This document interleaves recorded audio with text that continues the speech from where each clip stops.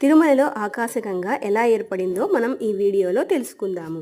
తిరుమలలో శ్రీవారి ఆలయానికి సుమారు 3 కిలోమీటర్ల దూరంలో ఆకాశగంగ తీర్థము ఉంది. పూర్వము తిరుమల నంబి అనే భక్తుడు ఉండేవాడు.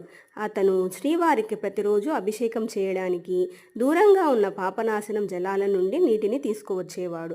ఒకరోజు నంబి అలా నీరు తెస్తూ ఉండగా శ్రీవారు ఒక వేటగాడి రూపంలో అతన్ని కలుసుకున్నారు. ఆ వేటగాడు చాలా దాహంగా ఉందని చెప్పి నీరు అడిగారు. అయితే ఆ నంబి స్వామివారి అభిషేకం కోసము నీటిని తీసుకువెళ్తున్నాను, నీరు ఇవ్వడము కుదరదని నిరాకరించాడు. ఎందుకంటే అది పవిత్రమైన జలముగా అతను భావించాడు. వేటగాడు అప్పుడు నంబికుండపై బాణం వేసి ఆ నీటిని తాగాడు. నీరు నేరపాలు అయినందుకు నంబి చాలా బాధపడ్డాడు. అప్పుడు వేటగాడు నంబిని ఇంకా అంత దూరం వెళ్లాల్సిన అవసరం లేదని, దగ్గరలోనే నీరు ఏర్పాటు చేస్తానని చెప్పాడు. నంబి ఆశ్చర్యంగా చూస్తూ ఉండసాగాడు. వేటగాడు కొండపైకి బాణం వేశాడు. ఆ కొండ నుంచి నీరు ధారాళంగా ఉబికి వచ్చింది. అప్పుడు వేటగాడు రూపంలో ఉన్న శ్రీవారు ఈ జలధారను ఆకాశగంగ అని పిలువబడుతుంది అని నంబికి చెప్పారు.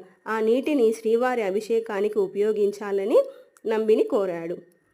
ఆ తర్వాత శ్రీవారు అదృశ్యమయ్యారు. అలా తిరుమలలో ఆకాశగంగ తీర్థము ఏర్పడింది.